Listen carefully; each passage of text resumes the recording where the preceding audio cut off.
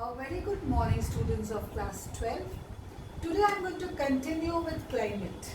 Okay, it's a long chapter. Now, today I am going to teach you what you mean by the burst, monsoon burst. Okay, monsoon burst and monsoon break. Monsoon burst means it's the onset of the monsoons in the first week of June. Okay, the pressure conditions over the land and the sea is different. Over the sea it is high pressure, and over the land there is low pressure. Okay, after the summer season the pressure conditions are such, and the pressure gradient is steep. Pressure gradient means very high pressure on the sea and very low pressure on the land. Okay, so you have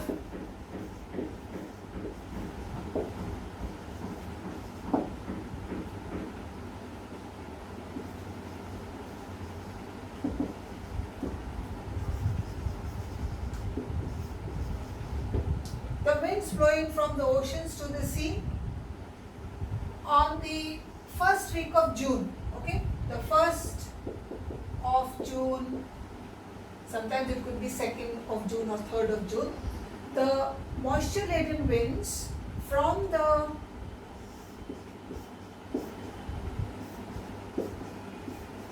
sea pick up the moisture and strike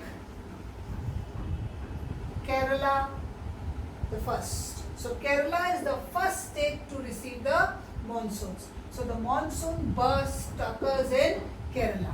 So the first rain with heavy thunder and lightning and long showers of rain is called the monsoon burst. So the south, west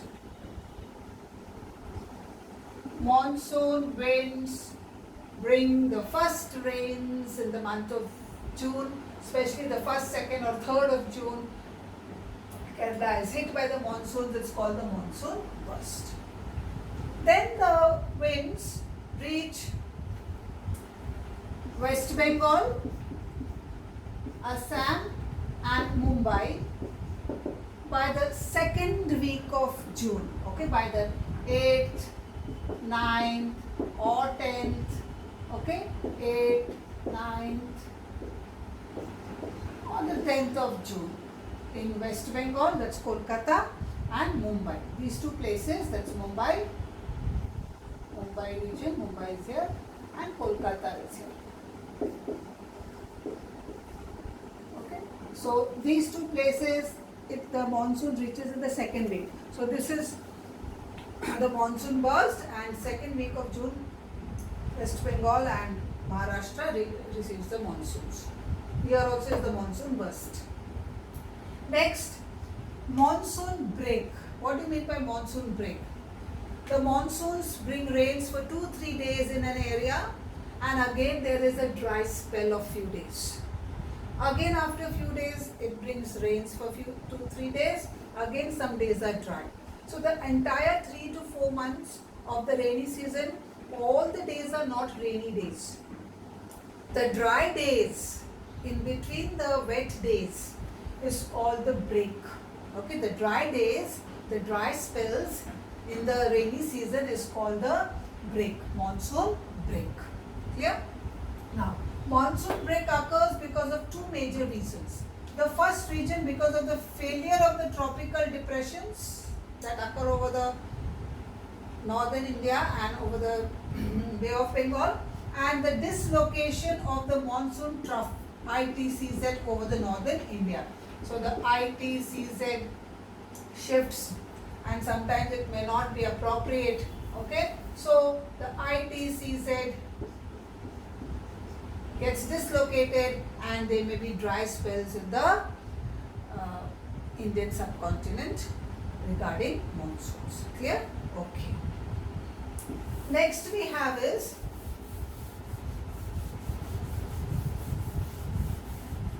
the drought and the flood situations. Okay, the drought and the flood situations in our country. Now, what is a drought and what is a flood? That's again very important for you to know. Drought and flood. Droughts and floods. These are two distress situations. These are two distress.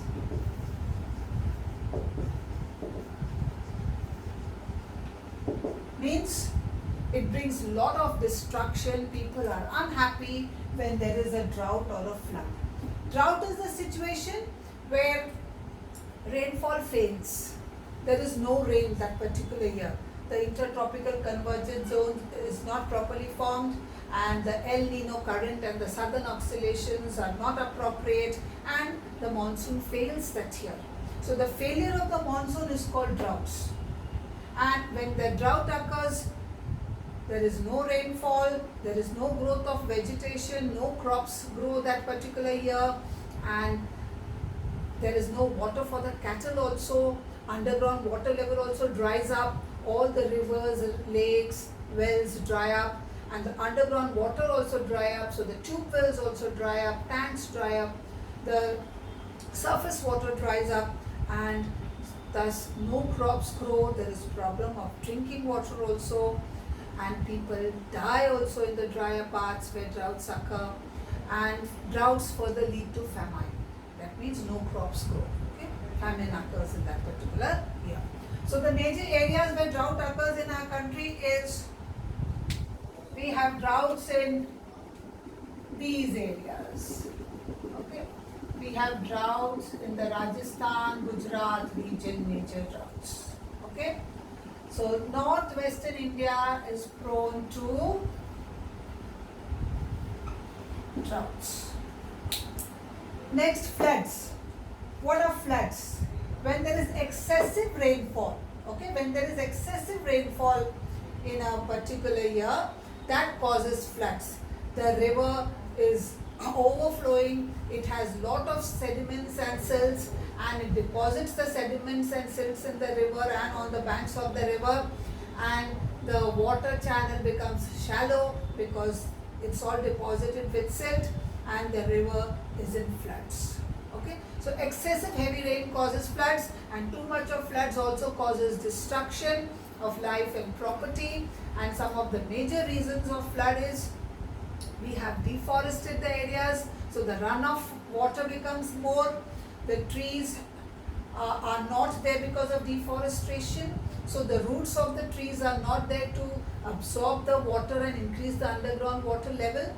Then due to floods, the extra water is all stored in the dam, and when the dam water increases, the embankments or the dam cracks and breaks, and the entire water goes into the river, and the river floods and villages get submerged.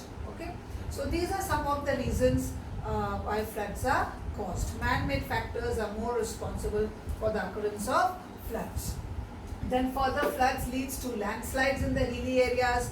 Okay, so one of the major flood prone areas of our country, you have the Brahmaputra river flowing, right? So the Assam region, okay, the Assam region, the Assam valley is more prone to flood. So this is the flood prone area, okay, the flood prone area. Even the river Ganga, the Gagra, the Gandak, the Kosi, okay, all these rivers, Ganga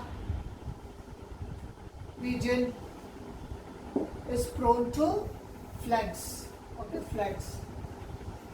Even southern India you have areas prone to floods, but these two are the major areas that are prone to floods, okay.